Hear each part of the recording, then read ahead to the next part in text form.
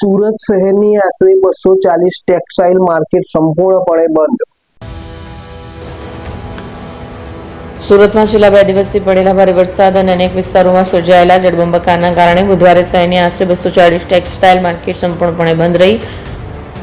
બેઝમેન્ટમાં પાણી ઘૂસી જતા વેપારીઓને માલસામાનના નુકસાનની ચિંતા ઊભી થઈ હતી. પરિસ્થિતિને ધ્યાનમાં રાખીને ફોસ્ટા દ્વારા બુધવારે તમામ કાપડ માર્કેટ બંધ રાખવાની જાહેરાત કરવામાં આવી.